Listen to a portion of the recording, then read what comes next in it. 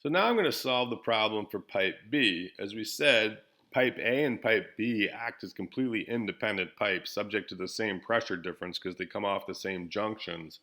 So we can solve this problem separately.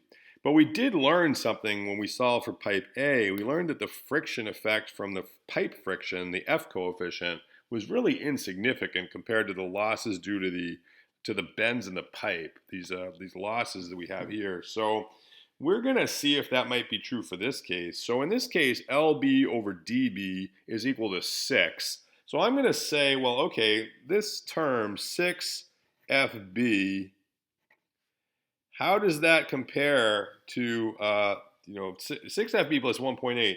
Can we just ignore that F term? Well, we don't really know because, of course, you need the velocity to find F, but we do kind of know. F usually is in this range of about 0.015 or 0.01.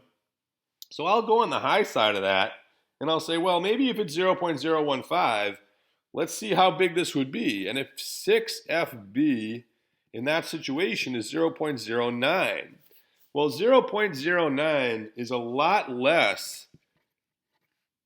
It's a lot less than 1.8. So if you're looking at 0.09 plus 1.8, well, that's 1.89. That's definitely not the same number, but it's less than 10% different. So it's less than 10% of 1.8. So I'm going to start this problem by just ignoring F. And that, of course, is going to make it easier because I don't really have to guess and check. I'm going to find out what the velocity is. Maybe I'll add F back in at the end, but I'll make a much better guess because really the dominant factor is this 1.8. That's really what's going to determine the speed of the flow, and I don't really need to worry about F till the very end. So I'm going to go ahead and say, well, that's interesting. Delta P then is approximately equal to 1/2 rho UB squared, average velocity, times 1.8, just ignoring the F entirely.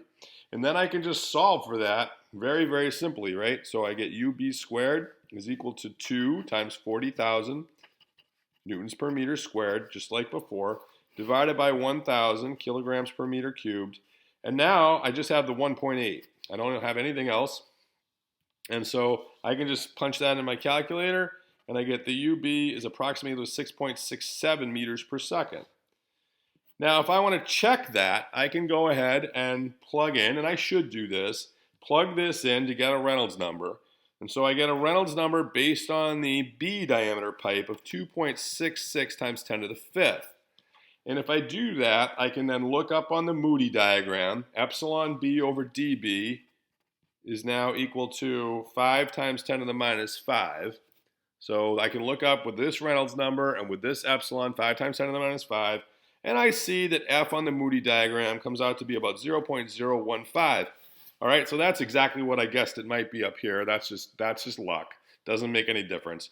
But the question is, am I safe to ignore that? So let's go ahead now and include that F.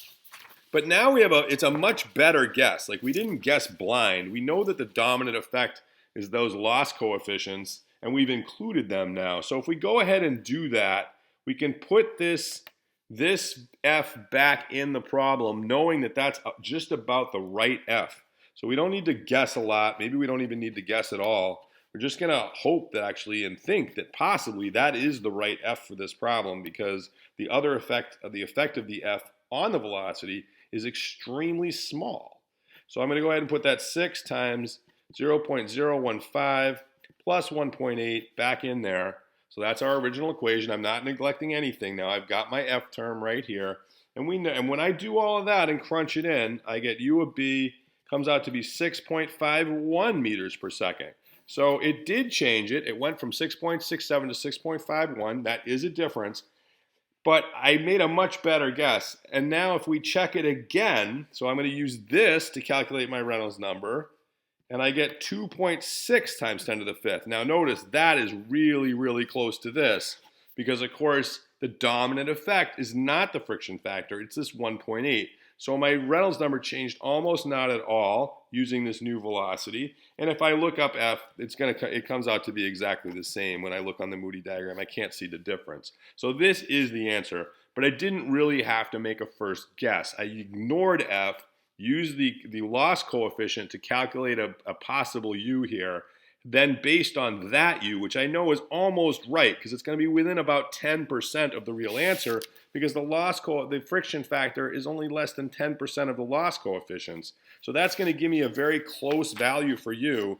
And I use that close value for U to calculate an actual F here just once. And when I correct for that, I get this new answer, 6.51 meters per second. And that turns out to be basically exactly right.